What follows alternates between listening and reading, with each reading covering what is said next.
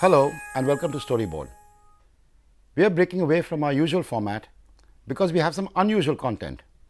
When we were invited to interview Nikesh Arora, the Senior Vice President and Chief Business Officer of Google, we thought the conversation with him called for more than just a segment. And because we wanted to get as much juice out of the interview as we could, we called for reinforcements in the form of Durga Raghunath, Vice President, Products and Executive News Producer of FirstPost.com, who lives and breathes Google. Here's that conversation. So to begin with, I'm trying to look at things from the marketer's point of view. And just when they think they know everything that the internet has to sort of teach them and ready for the next step, you come out, you as in the internet or Google, with something new, and you've got to start all over again, and you suddenly feel like an idiot, you know nothing. I think there's a broader point you brought up, which is interesting, is that, the one thing which is constant in the story is change. And I think before we think about marketing, you have to look at consumers and what consumers are doing. And I think in that regard, we could learn a lot from what's happening in different parts of the world. I was in Korea last week, in the US. There are things happening with consumers which are very interesting. So if you look at consumers today, they pretty much live their life on their mobile devices. Sure. As opposed to sitting and watching TV. I grew up here, and I'm sure you did. And you look forward to that 2 hours in the evening where you could watch TV, and it was compact programming, not 500 channels, and you knew there were 2 channels that you had to watch. And today, I can't keep track of the number of applications my 16-year-old uses, and every time, she said something interesting to me the other day. She's like, Dad, email is for formal communication. Right. So the perspectives of consumers have changed. And I think the fundamental task of any marketeer is to relate to consumers. Okay. So they have to be where the consumers are. Interesting point about mobile. I think it was when you were talking to ATD earlier, perhaps this year, you sort of made a statement where you said, we limit ourselves by calling mobile. Yes, right? yes. And I would love to hear more about what you mean when you say that. One of the fascinating things that has happened as technology's evolved is we have been dealing with devices in isolation. And that made sense a few years ago when your television was your television and it never talked to your computer, and your computer was your computer, and your phone was your phone, and then none of these things talk to each other. Now today, if you think about it, you're slowly beginning to see devices talk to each other. So I can go collect my music on my PC off the internet, and I can use my phone to play it. Now suddenly your phone is starting to talk to your PC. There's many applications which I'm sure you use on your PC and on your phone. And if you see, there are instances where people have put their televisions online as well, where I can take a YouTube video and play it on my television. So you're beginning to see devices talk. When devices talk, I think what happens in the future is you have a multitude of screens around you. You'll have your watch could be a screen, your TV could be a screen, your tablet, your computer, your phone. All these are screens. And over time, services are going to become the thing that you want to use across all these screens. Right. So the mobile becomes a context. It becomes your sort of geospatial context. You're saying, oh, I happen to be home, I happen to be at work, I happen to be at dinner with my friends, I happen to be sitting waiting for somebody in a meeting. And if you think about that, you can think about use cases that you would use. If I'm sitting waiting for somebody in the meeting, I'm more likely to read First Post or the newspaper or something else. If I am sitting at home waiting for something or sitting at home, I might watch a video. If I'm at work, I might search for something, I might do something else. So suddenly what happens is your where you are becomes your context, and that sort of becomes your screen of choice. So right. It's no longer mobile. So we say, when I'm mobile, I'll always use my mobile screen. Well, what if I use my tablet? What if I have my computer with me with Wi-Fi? So suddenly when I'm mobile, I can actually have access to multiple screens. As long as my screen knows where I am, it can be more useful to me. The consumer is constantly faced with making choices, right?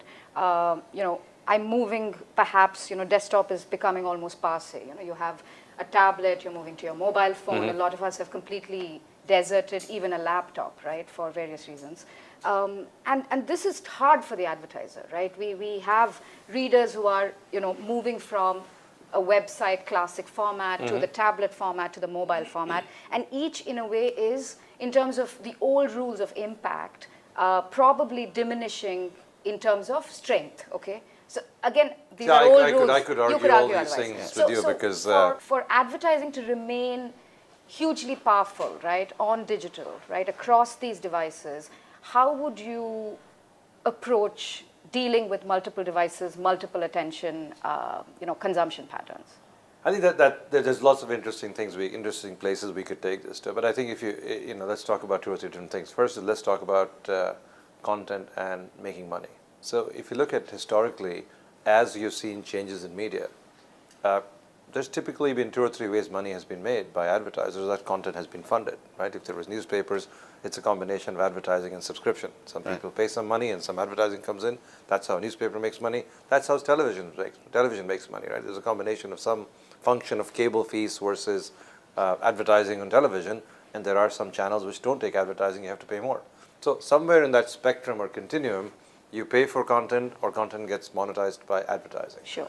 And that's still true in any media that you can come up with. Content will get paid for because consumers interact with content. And it's going to get paid for either directly by the consumer or the consumers will not want to pay, but they're willing to take advertising instead. Right. And the question is, what form does that advertising take on when you start interacting with a smaller screen or different sizes and different contexts? And I think there what becomes very important is, I think the big transitional shift in advertising is going to be, in the past you had very little idea on who the user is or was.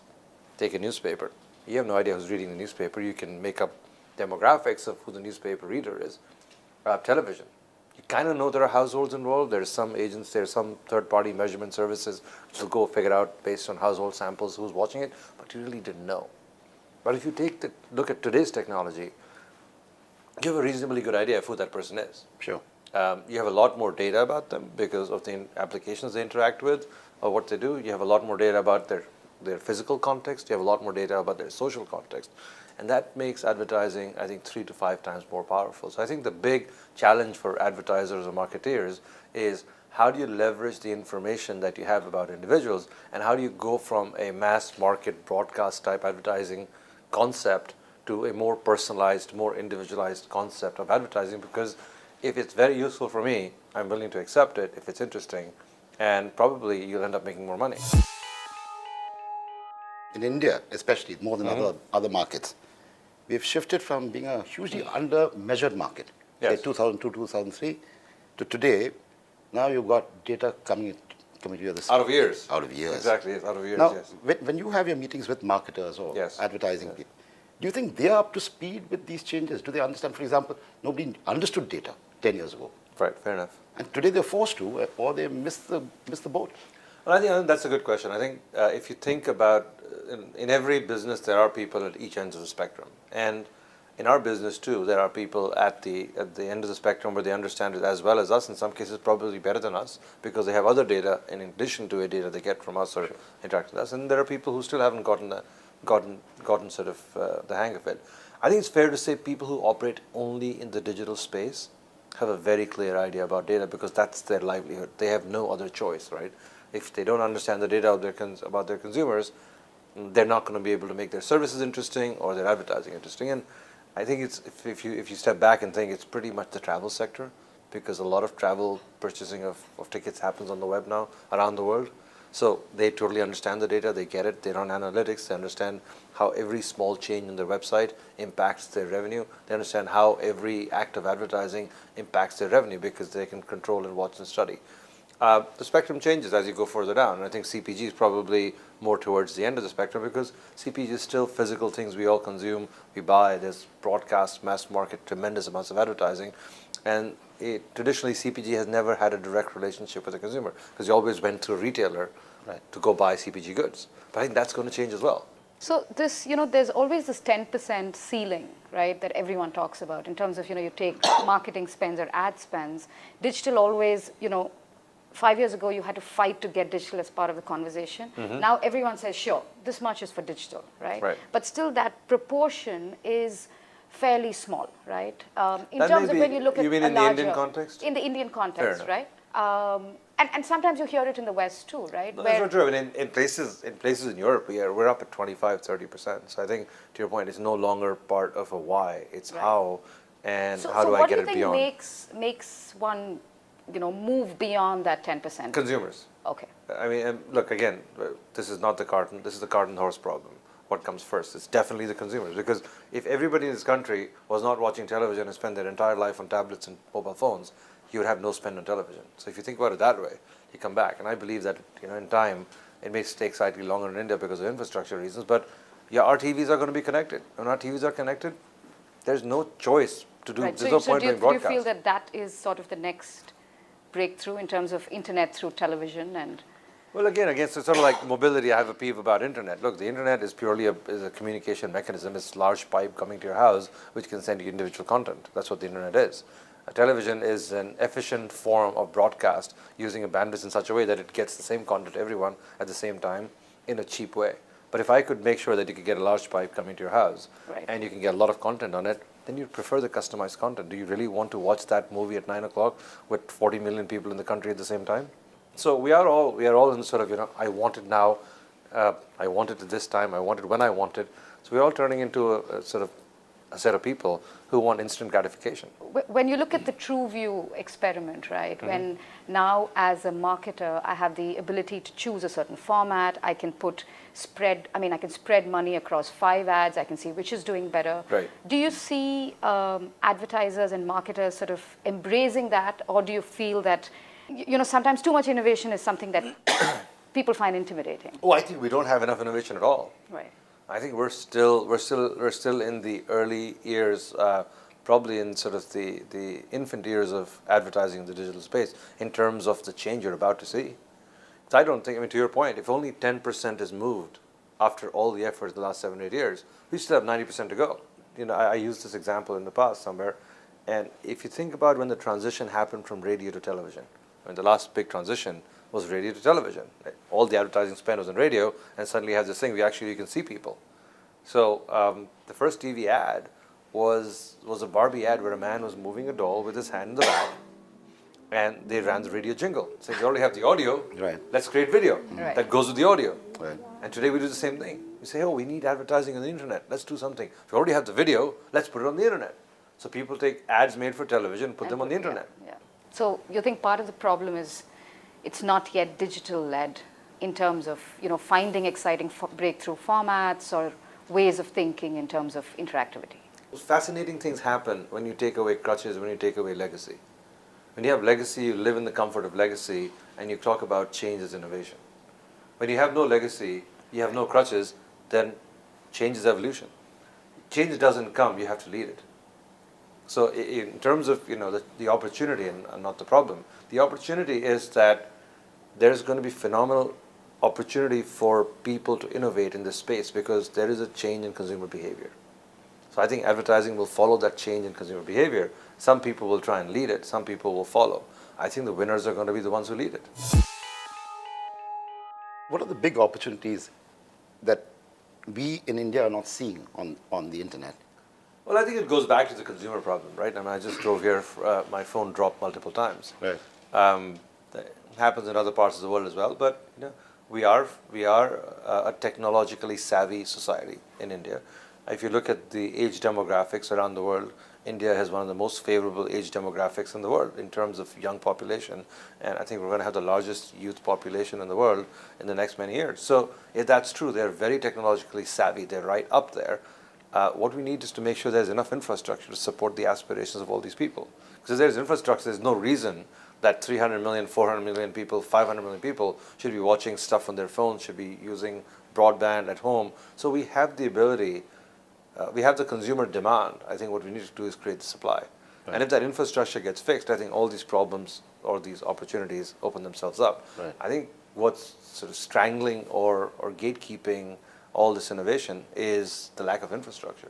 When I look at Google, right, from the time that I wake till the time that I go to sleep, there are so many products. We're working on stuff that while you're asleep as well. Even then, yeah. We don't like the fact Scary, that you have 12 hours of your life where you're not interacting with us. Thank God, Nikesh, at least those 6 hours. Anyway, I'm just wondering, as a larger company, right, you definitely, I'm sure, are conscious of the fact that you are, in a way, a gateway to the internet. And what does that mean for Google?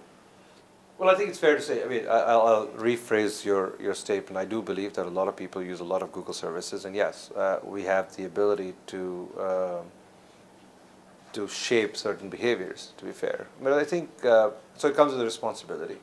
But at the same time, I think don't underestimate the fickleness of consumers' minds and the ease of them going to the next new thing.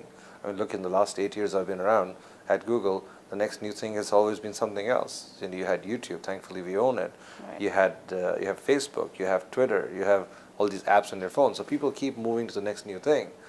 And you have to make sure that you stay on top of your game and stay on top of your toes to keep engaging with the consumer. So it's a challenge in itself, because it's not something you can sit back and say, great, consumers are coming to me and I have no problem, I just have to shape their mind. Actually, no, they will go away if you're not doing what they expect you to do. So I think it's sort of a double-edged sword. It does come with a responsibility to make sure that you can be trusted and people trust that whatever you're doing makes sense. But in a way, if you think about it, I was trying to think about parallels to your question in terms of who else has social responsibility. I think the pharma companies, right? Every time somebody eats some medicine somewhere, they're expecting to get well, and failure is not an option, right? So they have a huge responsibility, but they seem to deliver on it because they have great processes. They take it very seriously, and failure is not an option. I think we have the same thing. They create trust. We have to create trust, and we have trust. Hopefully, I mean, as I travel around the world, I do notice that consumers do trust the Google brand, and they rely on Google for a lot of their key services. I think part of it is that symbiotic relationship. We have to create great products for the consumers and make sure we never destroy the trust they have in us. At the same time, hopefully, consumers will continue to find Google products great and convenient and keep coming to us. In India, by and large, your branding is, say, trade-centric, not so consumer-facing. Yes. Most of what you do. Yes. So why is that? While abroad, certainly in the West, you do a lot of consumer-facing advertising. And There are two different points here, right? One is the notion of consumer-facing branding in itself. Right. How much do you do and how much should you do? And the second question is, Google-specific in terms of why do we spend more money in certain parts of the world versus the other parts of the world. I think the second is more for tactical reasons, depending on the state of the evolution of the market, how much money do we want to spend in the market, and what's happening. So if infrastructure was going gangbusters in this country, I might spend more money Sure. to try and keep the consumers engaged with our brand. But we don't seem to have issues where consumers are not choosing our services in this market, Right. so we don't have to go spend that money. Sure. But I think there's another broader point there, is that, remember, our services are services which are on the web, are digital, so consumers can interact with them right away. So, for us, it makes a lot of sense to target the consumers who are in the space where we want them to be. Right, already Right? So there. it's very hard to sell Google search to somebody who doesn't have a phone, a computer, or a laptop, Right. or tablet. Sure. So I want to be where they are online, right? So there's a prerequisite, and I'm in my space. So I think we try and concentrate our branding in areas where we can address the consumers, which is mostly in the digital space. But there are some times where, for competition reasons, for reasons of brand awareness, for certain markets where we've been late on our services, we have to go rely on traditional consumer media, which we do. yeah, in India specifically, I'm going back to sort of a rider to an earlier question of mine. I spend an extraordinary amount of time with CEOs of advertising agencies and media agencies, trying to understand whether they're getting digital. Right. Or getting So what's your assessment? Very tough. I mean, as in, they all... The assessment is tough, or No, them they're getting digital broken in is the tough? dark. They don't understand enough. And I've repeatedly got the sense that the medium, the publishers or whatever, are not doing enough to educate them on what's happening. I'll tell you what, there are some very savvy publishers in this market. Sure. But no, I'm talking the big ones, big creative agencies. I mean, there's an overlap now. Somehow it became only digital agencies and media agencies who got digital, and the creative agencies didn't. Right. And I was talking to your colleague this morning, and he was saying the #1 film on YouTube for last month was the Lifebuoy film, Yes. which was created completely by a creative agency. Yes, The media agency had nothing to do with it. Fair enough. However, the media agencies, I mean, the creative agencies, a lot of them just don't get. That's a very good insight. See, I think that challenge is not specific to India. No, I think we're okay. noticing that around the world. And if you think about it, the first wave of digital advertising has been a wave of what we call performance advertising, which is I want more people in my store, I want more clicks, I want more people to buy my goods and services, my tickets, my products on the internet. And it's very measurable, to your earlier point, which is I spend money, I see how many clicks I get, I see how many convert into orders, I therefore understand the ROI of my spend. And that's what people have been doing from an advertising point of view. But I think what is beginning to happen is that you're saying, wait a minute, this is not a phenomena that goes away. This is where consumers are spending more and more time. So I need to figure out how they start engaging with my brand and learning about my brand. Now, brand engagement is not about saying, click here to buy something cheap, or click here to come to my store, or click here to play a game. Brand engagement is about getting people excited about your brand, getting them them to understand the brand attributes, the brand values, which is sort of your example as a Lifebuoy film, because I'm sure that video is an expression of Lifebuoy's brand and trying to get consumers to engage with that brand and watch it. And that happens not at the media buying end, it happens in the creative agency end. Right. So given that digital media is not as homogeneous as TV, where TV is a slot, you understand TV. You know, digital media could be a social networking site, could be a search engine, could be YouTube, could be context aware. So suddenly, when you're a creative guy, you have to start thinking about, for example, you know, there's a car company which has customize your own car campaign, which people engage with. That's a way of engaging with my brand. You can design your car to some degree, and every car is an individual expression of yourself. Now that requires the creative guy to think right off the beginning, should I put that into a search campaign with Google, drive them to a website, have a YouTube video that hangs off it, and maybe create a community on Twitter to engage with all of this stuff, or Google+. Right? So that requires a whole different thought process in the creative process, as opposed to saying, let me star two very big Bollywood actors and actresses into a video and have them run around and make a video with my car. When you look at monetization, right? Yes. There is a point in the product cycle when you say, okay, this is time a good to make money. Time to make money, All right. Enough That's of my that. job. But That's what I have to do, yes. I know you take that call on various products across Google. So tell us a little bit about, you know, if there's a broad philosophy about approaching different kinds of products. You know, if something as innovative as Google Glass, that's never been done before. Yes. And then there are, you know, there's the regional market in India, for instance, which requires a lot of patience, right? So how do you weigh some of these things? Well, I think it's fair to say that, you know, when you live in Silicon Valley, you learn a few things. And my learning has been that companies have to lead with products. Because users buy products, they don't buy companies, they don't buy monetization. Users buy products. Whether you're a hardware company, whether you're a software business, users engage with your product. So your product has to be good, and users have to like your product. If, for example, you build a beautiful product, price it right, do the right marketing for it, nobody buys it, all the other stuff is to waste. So our point of view is, let's create great products, let's get users to use them. As users use them, we'll figure out how that product is evolving, where there is an opportunity to make money or not. And you know, there are products where, for example, Google Search was being developed by Larry and Sergey for 3 or 4 years before they had the first advertiser on there. And they spent the first 4 years getting a lot more users excited about the product and them using it. Google Maps, we spent lots and lots of money, many, many years, and people are using them. We like the fact that they're using them. We're slowly working on monetizing. So it's been 5 to 7 years before we started thinking about making money on those things. But we're pretty sure that it's an unequivocal success. YouTube, we bought it for the first 3 or 4 years. We didn't have any advertising sales focus on it. We just made sure that YouTube had the right infrastructure, people will use it, we had the right content on it, and now I think it's the second largest search engine in the world. Now we can spend our time making lots of monetization attempts on it, work with Lifebuoy and put their videos up there, and hopefully with every brand in the world. So, you know, we take a more long-term view on when we're going to make money. We go with the notion of creating a great product and getting a lot of consumers to access that product. You know, billion is a good start. When you get 1 billion people around the world, you make $1 from each of them, you make $1 billion. Right. You get 10 million users, you have to make a lot of money from 10 million users to make $1 billion. So I think that's the philosophy. We want a lot of users. We want to figure out ways which are interesting. Once you have those users, how you make money with those users. But that's not the primary focus. That's not where we start, which makes my job somewhat hard. But that's the fun of it.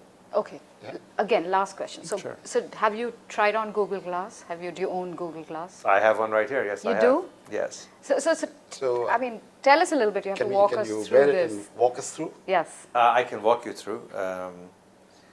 Look, at the end of the day, what's fascinating is that our founders, Larry has a point of view which I fully subscribe to, which is called think 10x as opposed to 10%.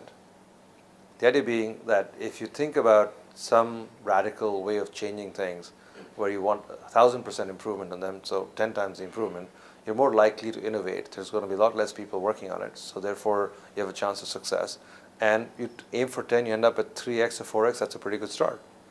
Because if you only try and improve something by 10%, you end up at 3%, which is not very exciting. Sure. So I think part of it was the challenge to see how can we get all that computing into a form factor that can sit above your eye, and it can be useful. And I think what's fascinating is that, as has been publicly seen, that device now probably has as much computing and processing capability as the first PC XT or PC-80 I used to program on 20 years ago, or maybe even more, probably more from a processing power perspective. But it has a camera, it has the ability to let me see my email, my text, and I think the plan right now is to give away, sell a few thousand of those to get people who are wanting to develop on that platform to come with interesting ways of using it, because we can think of a few ways, right, but really want to see how the creativity of lots and lots of people is unleashed. It has a camera, it has computing, it has display capabilities, and it sits right above my eye, so it's not distracting. But I'm just to think of the possibilities. That camera can be used in multiple ways to recognize things in the long term. That camera can be used to give you a perspective of a person. Interesting examples of surgeons wearing them while there is an expert somewhere else out. There's somebody in the field and he's got a Google Glass, and you can see him operating, and there's somebody out in the field who's guiding him through a voice interface. So there's so many, once you create a platform, you create that opportunity. There's so many ways you could use that. And I think that creativity is yet to be unleashed on that device, but I think it's going to be interesting.